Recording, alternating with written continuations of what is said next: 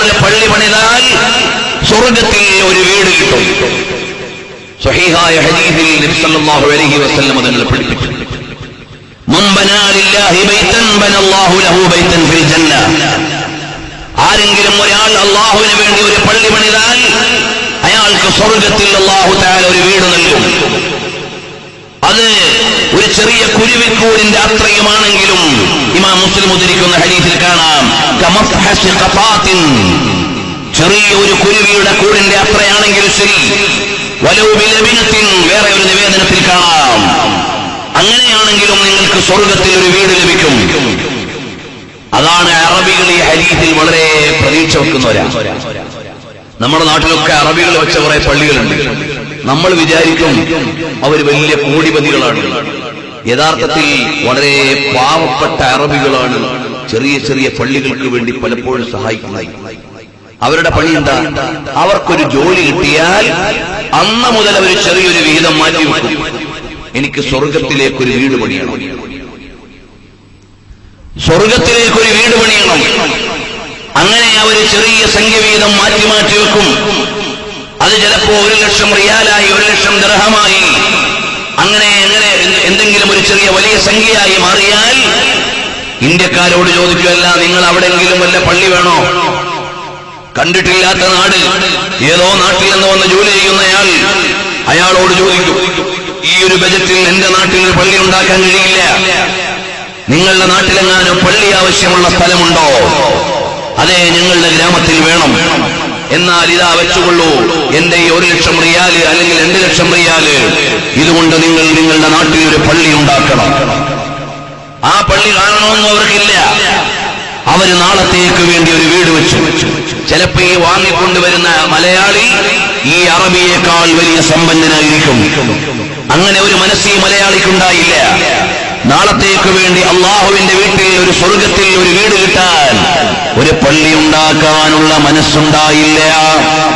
നമ്മൾ അങ്ങനെ ചിന്തിക്കുന്നത് വളരെ കുറവാണ്. മാനം മുട്ടുന്ന കൊട്ടാരങ്ങൾ പണിയുമ്പോഴും അതാ സുജൂദ് ചെയ്യാൻ ഇടമില്ലാതെ ഒരുപാട് ആളുകൾ രാജ്യത്തിന്റെ വിവിധ പ്രദേശങ്ങളിൽ വിഷമം അനുഭവിക്കുന്നുണ്ട്. ഒരു പള്ളി ഉണ്ടാക്കാനുള്ള മനസ്സ് നമ്മുടെ നാട്ടിലെ സമ്പന്നരുടെ മനസ്സിൽ വരുന്നില്ല. വളരെ കുറഞ്ഞ ആളുകൾക്ക് അത്തരമുള്ള നല്ല വിചാരങ്ങളുള്ളൂ. ഞങ്ങൾ കഴിഞ്ഞ ഒരു 6 മാസം മുമ്പ് ബീഹാറിലെ പാറ്റ്നയിലും കൽക്കട്ടയിലും ബാർസോയിലും വെസ്റ്റ് ബംഗാളിലെ മാജിഗണ്ടയിലും എല്ലാം പാവപ്പെട്ട മുസ്ലിമീങ്ങൾ താമസിക്കുന്ന സ്ഥലങ്ങളിൽ പോയി. പല സ്ഥലത്തും ചെല്ലുമ്പോൾ വളരെ ദാരിദ്ര്യമുള്ള ആളുകൾ താമസിക്കാൻ നല്ല ഒരു വീട് ഞങ്ങൾക്ക് തരപ്പെടുത്തി തരാൻ പോലുമില്ലാത്ത ഗ്രാമങ്ങൾ, കറണ്ടും വെളിച്ചവും വെള്ളവും എത്താത്ത പ്രദേശങ്ങൾ, ഇതെല്ലാം വെസ്റ്റ് ബംഗാളിലുണ്ട്, ബീഹാറിലുണ്ട്. അങ്ങനെ ഞങ്ങൾ നയാപോള നൈസർ എന്ന് പറയുന്ന ഒരു ഗ്രാമത്തിൽ ചെന്നപ്പോൾ അവിടെ പാടത്തിന്റെ വരമ്പിൽ ചളിയടിച്ചു നിരത്തിയിട്ടൊരു പനമ്പെടുത്ത് മിഹ്റാബാക്കിയിട്ട് ആളുകൾ ജുമുഅ നിസ്കരിക്കുന്നത് വരെ ആ പാടത്തിന്റെ വരമ്പത്താണ്. ഒരു പള്ളി ഉണ്ടാക്കാനുള്ള സാഹചര്യമില്ല. 10 ലക്ഷം രൂപയുണ്ടായാൽ നല്ല ഒരു പള്ളി അവിടെ ഉണ്ടാക്കാൻ കഴിയും. പക്ഷേ അത് കൊടുക്കാൻ പറ്റുന്നവർ ആ നാട്ടിലില്ല. അവരാ പാടത്താണ് നിസ്കരിക്കുന്നത്.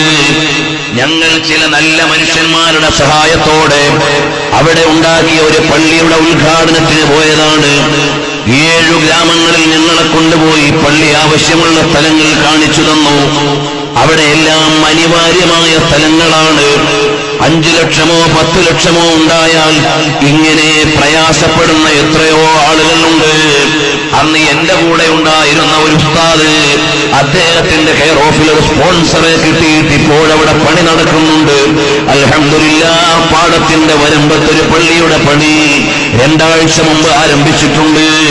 ഇതുപോലെ എത്രയോ നാടുകളാണ്.